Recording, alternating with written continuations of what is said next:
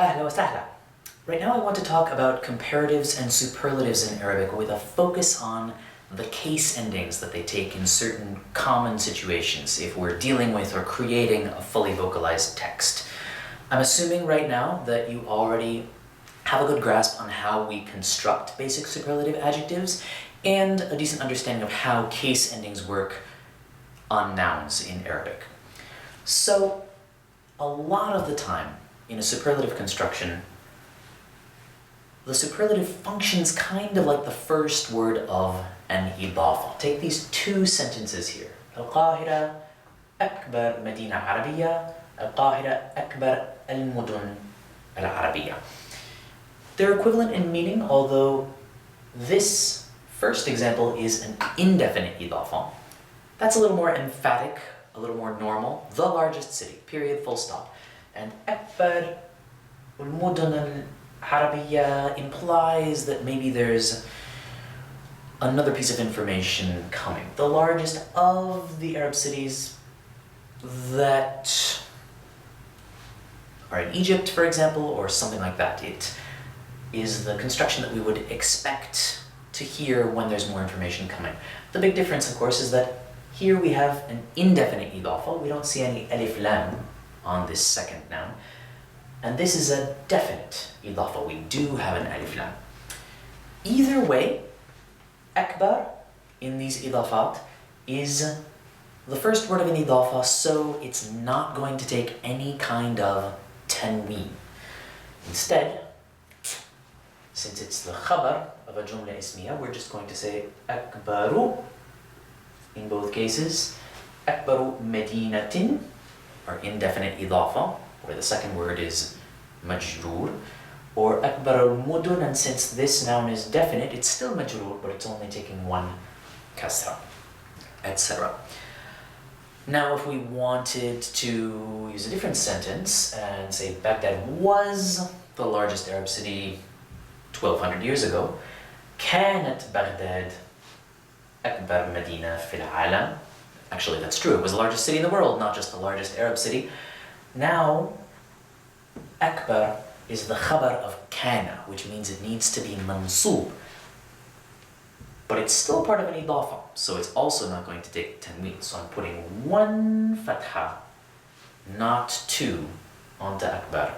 We would never say Akbaran with tanween in a case like this because of the idafa, because it's the first word of the idafa. Akbara medinatin. That's how we would vocalize.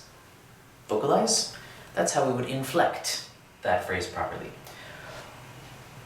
Or sometimes if we have a preposition before a superlative that's in an idafa, then it would be majroor. It would take normal case endings after a preposition like min, but it would still not take tanween. So if we wanted to say Gamal Abd Nasser was among the most important political personalities of the Arab world in the 20th century or something like that, we have kana, Gamal Abd Nasser min, he was among or he was of the most important personalities. So because of this min, aham is going to take one kasra but not two, again because it's part of this three-word idafa, the most important personalities of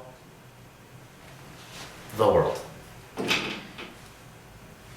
In all of these cases, our superlatives are part of an idafa. That's a very normal, very common situation. In cases though where we're using af'al al-tafdil, that superlative and comparative pattern without an idafa, the af'al, comparative and superlative adjectives often fall into a category called mamnu'a min as-sarf. If they're not definite, they are mamnu'a min as-sarf. We have a separate video on that special category of words that you can go and check out if you care to before you come back here. Basically, if af'al al-tafdil is really truly indefinite, that is not part of an idafa, or not having alif lam on the beginning, it will still never take tanween, and while it still takes dhamma for marfu'a, it's going to take fatha for mansub and majroor, even if it comes after a preposition or something like that.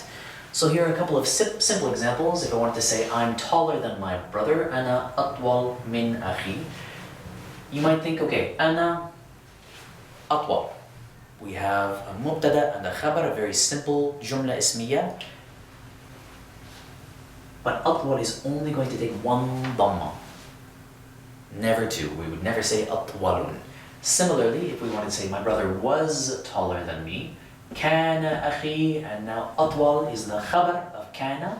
Ordinarily, it would take a mansub, and even though we don't have an alif lam, it's only going to take one fatha. كان أخي أطول مني. I tried to come up with a working example where we had a preposition followed by a superlative in the af'al pattern that was not part of an idafa, and for the life of me I couldn't come up with one. But if we were to confront an example like that though, that af'al would not have taken a kasra ever, unless it were definite because of being in an idafa or because of having alif lam in front of it. In a case like that, where it's really truly indefinite, it's going to take a kasra even in majroor because it's mamnu' min as-sarf. So the takeaway here is really, no matter when, no matter what, af'al is really pretty much never going to take tanween. In all of these most common situations where we use superlatives, we're never going to add un or an or in to an af'al pattern. It's an interesting combination of exceptions that combines to create that reality.